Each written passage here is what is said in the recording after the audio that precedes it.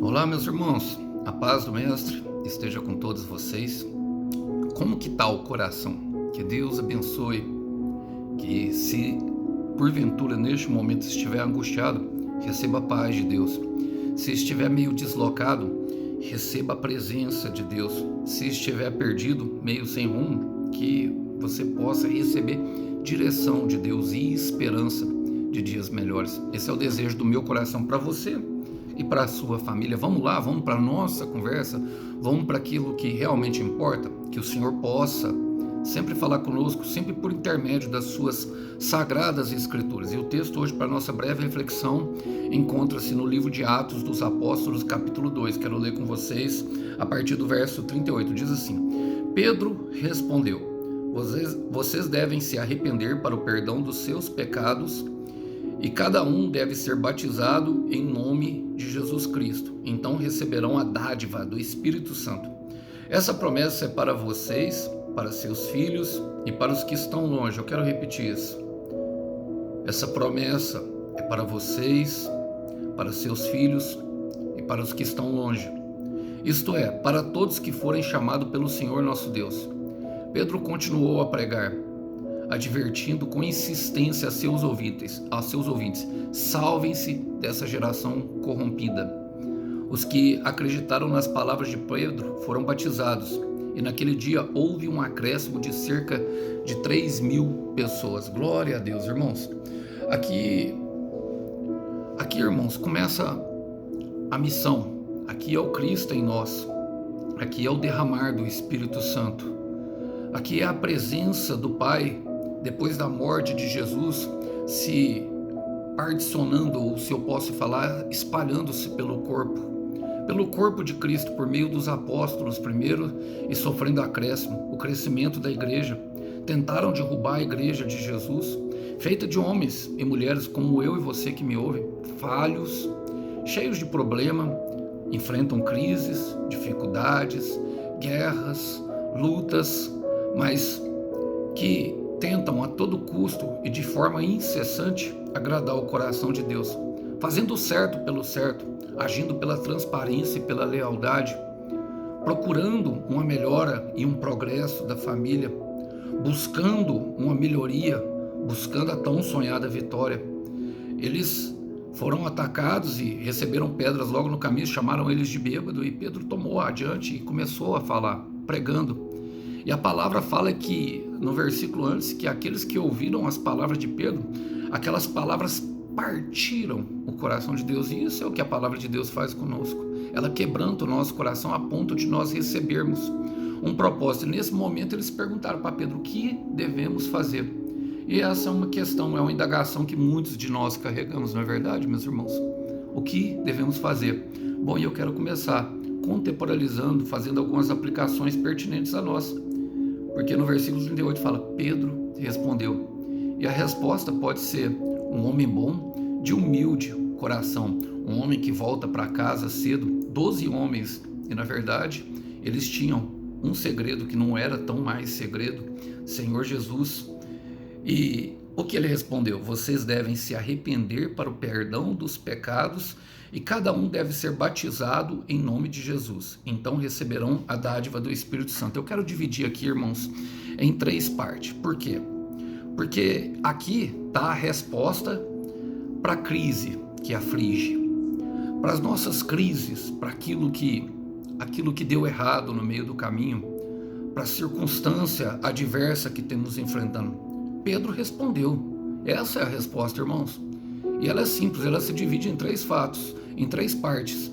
É a resposta que vem em forma de um homem bom, de humilde coração. E a primeira, o arrependimento, irmão. E eu não quero tratar o arrependimento como uma lista de regrinhas que muitos creem que devem cumprir. Irmãos, não estou aqui para menosprezar a lei, não. Quem anda no amor de Cristo, irmão, anda dentro da lei. A lei só engloba aquilo. Ele não vai tratar o seu irmão mal. O arrependimento trata-se de uma nova maneira de pensar, um novo pensamento, a chamada metanoia, o novo transformação. Uma listinha de regras nós vamos aí, irmão, mas do que adianta saber o que deve fazer se nós não conseguimos, não é verdade? e muitas vezes não conseguimos, nos sentimos impotentes diante do nosso pecado. E eu gosto porque o próprio apóstolo Paulo fala em Romanos capítulo 15, versículo 4, que toda palavra, tudo que foi escrito para o nosso ensino, com uma finalidade, com um propósito, de nos dar esperança. E quem é que precisa de arrependimento? Justamente quem precisa de uma mudança de vida, de quem as coisas não têm dado certo. Então começa no arrependimento. E eu quero trazer aqui um homem, em uma guerra, em uma maneira de pensar, daquilo que é a nova maneira de pensar, um homem segundo o coração de Deus. Nós sabemos que Saul deteve durante muito tempo o governo e a coroa, mas quem tinha o coração de Deus era Davi. E não adianta às vezes ter coroa e trono para sentar se não tem a presença de Deus, porque é isso que vale no final das contas. Quero ler com vocês 3 versículos e contar a história. Davi estava numa guerra, e todas as guerras falam da presença do inimigo, no inimigo das nossas almas. Tem uma simbologia, uma figuração, uma tipologia daquilo que é. A palavra fala que Davi lutou com os amalequitas, e durante esse momento ele pegou eles chegaram à cidade, eles saíram para lutar com outros, e quando eles, 3 dias depois, a palavra fala de 3 dias fala justamente de morte e ressurreição. Os homens de Davi chegaram a Ziclag, que era uma cidade, e viram que os amalequitas tinham atacado pelas costas e queimado a cidade completamente, colocado fogo. Olha, não mataram ninguém. Por quê? Porque ninguém toca em quem é de Deus. Mas levaram embora todas as mulheres, as jovens, as crianças, os idosos e todos os despojos, tudo que for pelo caminho. Mas eles não mataram ninguém, levaram presos. Aí o que aconteceu? Eles choraram, muitas lágrimas, e no versículo 6 diz assim: Davi estava profundamente angustiado. 1 Samuel capítulo 30, versículo 6. Davi estava profundamente angustiado, pois seus homens, aflitos por causa dos seus filhos e das suas filhas, começaram a falar em apedrejá-lo. E aqui nós vemos já a consequência do pecado, irmão. Quanto mais pesado mais vontade, mais ira nós temos. É uma vontade de vítima. Nós passamos a agressores, de às vezes andar com más influências, nos tornamos uma má influência. Essa é uma realidade do pecado, porque ele levou preso a família daquele povo. E o que aconteceu? A palavra fala assim, mas Davi recebeu forças no Senhor, o seu Deus. E essa é a primeira parte, que essa é a nossa maneira de pensar, irmãos. Muitas vezes nós vemos o pecado bater a porta, começa a causar destruição no meio da nossa casa, a família toda dividida, o inimigo leva cativo alguns, leva cativo a esposa, leva cativa, mas o que nós devemos fazer? Primeiro momento, irmão, parar um pouco e recobrar as forças no Senhor. É um momento de oração. Está passando por guerra, mas precisa se levantar. Está passando por luta, mas precisa recobrar as forças no Senhor. A situação está muito difícil, mas se você estiver enfraquecido por causa da circunstância, nós não conseguiríamos lutar. Então ele recebeu a forte. E o que ele fez? Então disse ao sacerdote Abiatar: traga-me o colete sacerdotal, e Abiatar o trouxe a Davi. Versículo 7. Abiatar era o sacerdote, o responsável por intercessão, por levar os pedidos a Deus. Mas o Davi pediu o colete dele para quê? Porque para que Davi entrasse na presença. Naquele momento era aquele momento. E nós hoje temos o véu rasgado, irmão. O véu se rasgou e nós não precisamos. Nós podemos ir e praticar o Mateus 6,6. E o que ele fez? Versículo 8 fala: Davi perguntou ao Senhor: devo perseguir esse bando de invasores? Eu os alcançarei? E o Senhor disse a ele: sim, vá atrás dele, você os alcançará e conseguirá recuperar tudo que eles tomaram de você. Pronto, irmão. É simples e concreto. Tem uma palavra. E se o Senhor está, meu irmão, não tem problema. Agora, quer dizer que não vai haver luta? Quer dizer que não vai haver guerra? Quer dizer que não vai haver dificuldade? Não, eu não acredito, meu irmão. Sério mesmo, eu fujo de tudo que não tem dificuldade. E qual que é a segunda parte, irmãos? Recebemos a direção do Senhor, a palavra do Senhor. E Pedro fala, primeiro, arrependimento. Arrependimento é uma nova maneira de pensar, e essa nova maneira de pensar eu quero resumir: fica perto do Senhor, irmão. Independente daquilo que você tem feito, independente daquilo que você tem lutado, se seja um pecado pessoal, algo que você não consegue vencer, a direção é recobrar as forças no Senhor, pegar uma palavra que é tratada como uma promessa e seguir naquele caminho e deixar com o Senhor. Por quê? Porque aqui Pedro fala, ó, essa é a versão do Antigo Testamento. Do Novo Testamento é batizado em nome de Jesus Cristo. E o que é o batismo, irmãos? O batismo em si, em nome de Jesus Cristo. O que é Jesus Cristo? Jesus Cristo é a palavra encarnada. O batismo é um mergulho. A palavra batismo significa mergulho. E quando nós olhamos para Jesus, eu não consigo imaginar um versículo que traduz ele melhor do que João 14,6. Eu sou o caminho, eu sou a verdade e eu sou a vida. Porque quem está caminhando para o rumo do pecado, irmão, que precisa de arrependimento, que está tendo destruição, morte, precisa chegar na vida. E para se adentrar a isso, precisa entrar no caminho. Agora nós precisamos perceber o caminho, a verdade e a vida. Haverá um de cada um, pessoal para cada um, irmão. Então nós precisamos eliminar o plano B. Qual que é a promessa que você carrega, irmão? Qual que é a promessa, minha irmã, que você carrega? Sabe, tem que eliminar o plano B, tem que eliminar os outros caminhos. Porque quando nós vamos trabalhar o plano B, nós colocamos 60% da nossa energia, às vezes, no plano A, mas os outros 40% no plano B, e acredite, o Satanás vai te levar na facilidade do caminho B, irmão.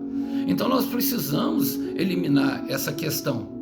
Ser batizado em Jesus Cristo é saber que há um caminho vivo diante de nós. É um caminho que nos conduz à eternidade de vida, de promessa. Fácil, irmão. Os planos ainda são de Deus. O plano A remete a Jeremias 29:11. Bem sei os planos que eu tenho e os pensamentos que eu tenho sobre vocês. São planos de dar esperança e o fim que tem esperado e o futuro de paz, irmão. Então precisamos compreender isso e eliminar, meu irmão, tudo que vem, sabe, contra o plano A. Não existe plano B. Eu quero repetir isso porque alguém precisa ouvir isso aqui. Não existe plano B. Não pode haver.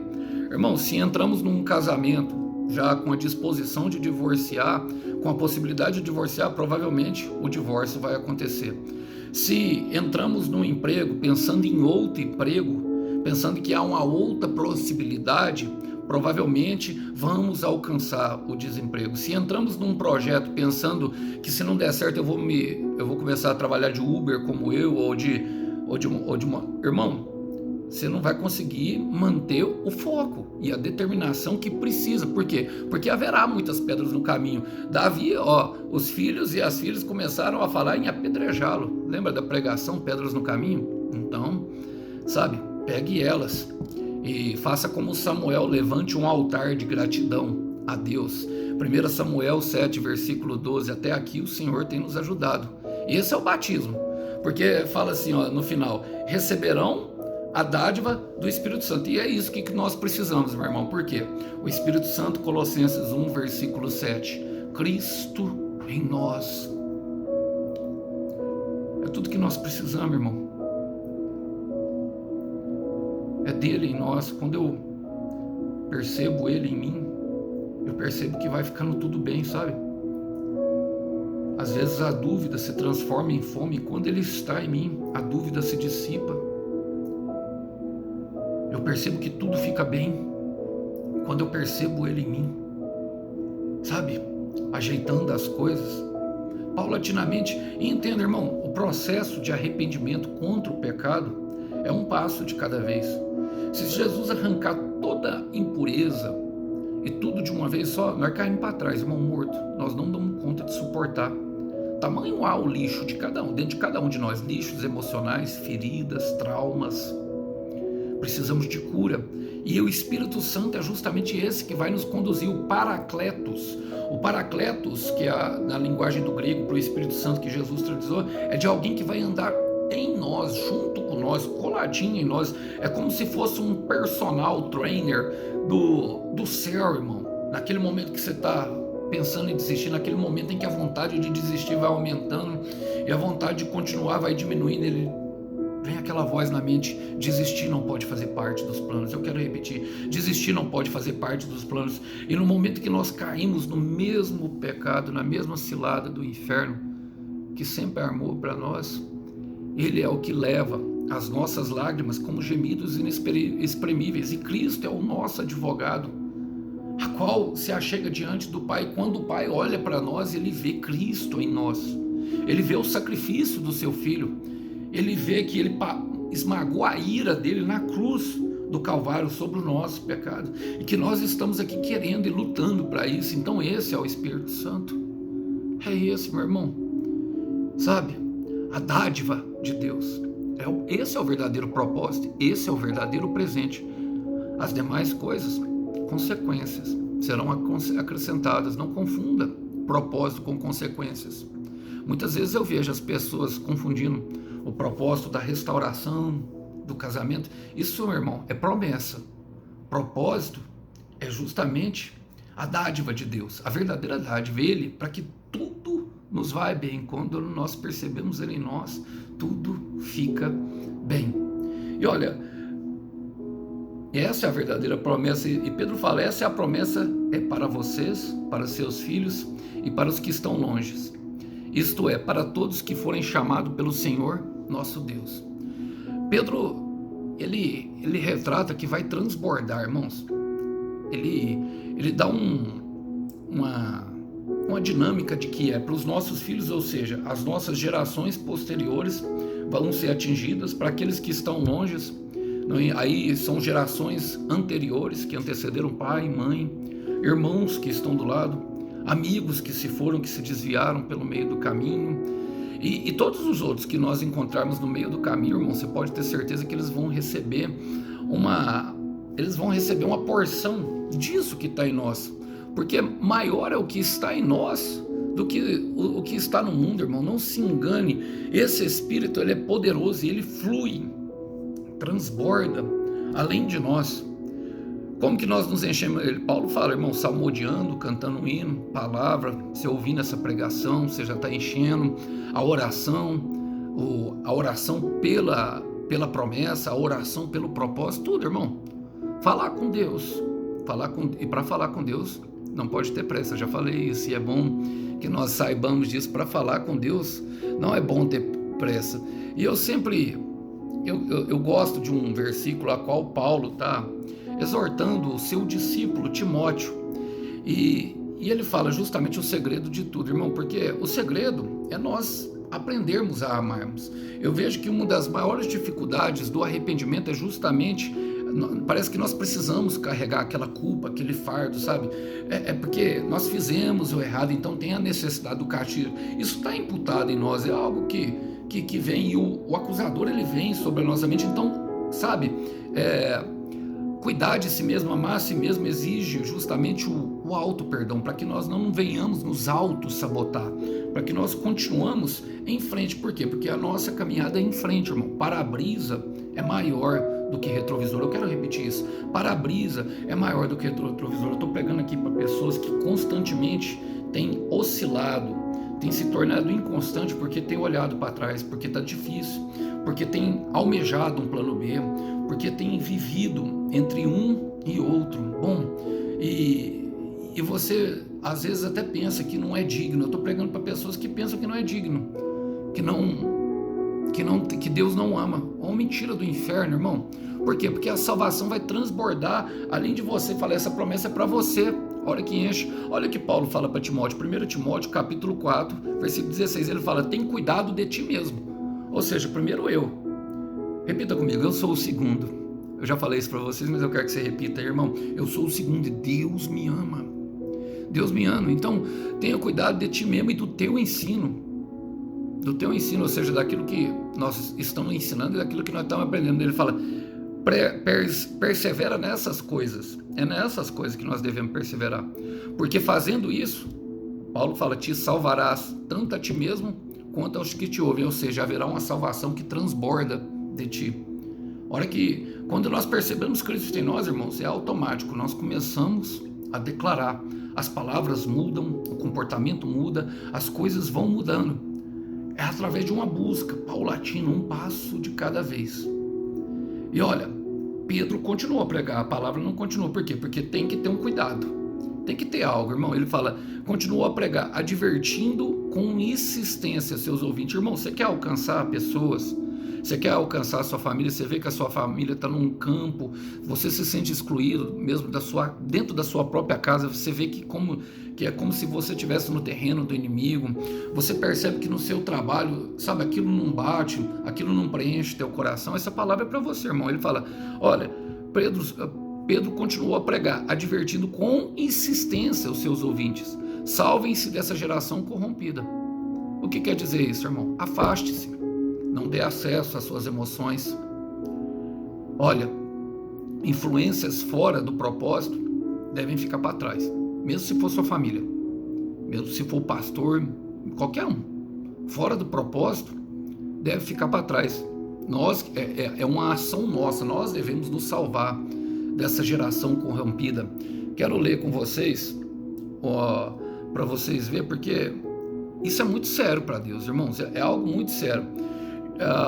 Balaão é um homem que foi contratado por alguns homens que queriam amaldiçoar o povo israelita, e a intenção deles era clara. Por quê? Porque o povo de Deus não perdia nenhuma guerra, então eles contrataram um profeta para amaldiçoar, e a palavra fala que eles vieram com dinheiro, que vieram os homens mais importantes da cidade, sabe, cheio de pompa.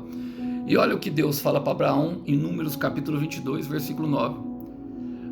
Então veio Deus a Balaão e perguntou: quem são estes homens que estão contigo? Quem são estes, meu irmão? Quem são estes que, alguma versão está, quem são estes que os falam?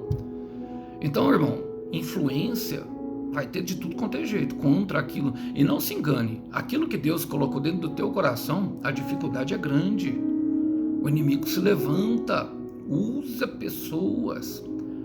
A corrupção tá aí, irmão. Olha pro lado. Fala sinceramente, você não vê o pecado para tudo quanto é lado? O pecado não tem aumentado e o amor se esfriando dentro de nossas comunidades, dentro de nossas vizinhanças, dentro da nossa própria casa? Bom, e eu vejo. Se você não vê, irmão, é melhor dar uma olhada então para si mesmo. E eu falo muito sério, muito sério. Isso é muito sério, porque aqueles homens que influenciavam Balaão os conhecia, mas Deus não conhecia. Quem são esses? Eu nem os conheço. Quem são esses que falam contigo? Por que você está ouvindo esses homens? Quem são os... Olha, e aí Balaão até responde. E olha o que Deus disse a Balaão no versículo 12, fala assim: não irá com eles, não amaldiçoará este povo, porque é bendito. Ou seja, ninguém amaldiçoa o que Deus abençoa, irmão. E eu quero declarar sobre a sua vida: ninguém te amaldiçoa, irmão, ninguém tem um poder, porque tu está sendo abençoado por Deus, o Espírito Santo flui de ti. Então nós precisamos compreender isso, entendeu? E não nos envolvermos. Não nos envolvermos, irmão, e não se engane: mas eu não sou influenciado. Não é, meu irmão, você é influenciado por tudo. Por tudo, minha irmã. Por que você usa as roupas que você usa? Por que você come o que você come? Vai buscar essas respostas para você ver o tanto que você é influenciado. É uma cultura, a cultura é influência, sociedade e tudo que nós vivemos. E agora é ali onde é plantada algumas sementinhas. E precisamos ficar espertos, porque influências fora do propósito devem ficar para trás, irmão. Devem ser deixadas. Por quê? Ele fala, e eu quero terminar aqui, versículo 41, os que acreditaram na palavra de Pedro, os que acreditaram. Talvez você não acredite, meu irmão, então essa palavra nem é para você. Mas talvez você acredite, meu irmão, então essa palavra é para você. Foram batizados, e naquele momento houve um acréscimo de cerca de 3.000 pessoas, irmãos. 3.000 pessoas. E eu quero terminar aqui, irmão, porque é maravilhoso isso. Houve um acréscimo para aqueles que acreditaram, foram batizados, mergulhados na palavra, receberam a dádiva, a promessa de Deus, entendeu? E continuaram firmes, receberam um propósito do Pai, receberam a palavra implantada, vai começar a florescer. E isso quer dizer o quê? Que vai haver milagre. Quem acredita, meu irmão, alcança crescimento. Eu quero repetir: quem acredita alcança crescimento. Haverá prosperidade, haverá paz. Irmão, vai haver guerra? Vai haver luta? Vai, mas dentro de todas essas coisas, se Cristo é por nós, quem será contra nós? Isaías 43, versículo 13, agindo Deus, quem impedirá, irmão? E é nesse momento que nós precisamos entender por quê? Porque quem acredita alcança crescimento. Quero ler com vocês um versículo, Samuel, uma promessa de Ana. A palavra fala em Samuel, em 1 Samuel capítulo 3, versículo 19, quando ele estava ali, fala assim, ó, Samuel crescia e o Senhor era com ele, e não deixou nenhuma das suas promessas cair por terra. Quero ler na versão mais atual. Ó, e Samuel crescia, o Senhor estava com ele, fazia tudo o que Samuel dizia que ia acontecer, todas as palavras. Vou ler mais uma versão aqui, irmão, na versão viva. Falava assim, ó, e fazia com que se cumprisse todas as palavras. E é isso, irmão, é isso, profetiza. Quando nós estamos juntos do Senhor, nós começamos a profetizar e as nossas palavras se tornam promessas para o Senhor. Somos chamados a isso, irmão, somos chamados a crer, somos chamados a entender que Deus é bom e Ele quer o melhor, e que Ele nos ama, mas nós mesmos precisamos nos amar para que essa salvação venha transbordar. Joga fora todo fardo e toda influência, sabe, negativa. Arrependa-se, a nova maneira de pensar, busque força em Deus, busque uma direção. Quer um casamento, irmão? Com quem eu vou casar? Senhor, com quem o Senhor me viu? Quer um emprego? Senhor, qual empresa, Senhor, que o Senhor me vê dirigindo? Quero ser um grande empresário. Senhor, como o Senhor me vê? De terno? Irmão, profetiza, sonha, sabe? Sonhar é fácil, difícil é levantar e correr atrás do sonho, colocar os joelhos no chão e falar, vamos embora, para cima deles. O céu é o limite, irmão. O céu é o limite, e é o limite nesse plano, porque Ele nos leva além. Então não deixa a tua dor de parar, não deixa, sabe? Quando tudo passar, sabe? Depois que tudo passar, olharão para você e verão as marcas. E essas marcas só mostrarão que a dor não foi maior que o propósito de Deus colocado dentro do teu coração. A dor, sabe? As marcas mostram que a dor não foi maior que a vontade de vencer. Continue, mesmo que rastejando, siga em frente, porque Deus é contigo. E no final das contas, o Cordeiro tem uma recompensa para o teu sacrifício. Que os irmãos possam ficar com essa breve mensagem. A paz do Mestre esteja com vocês. Tchau, tchau.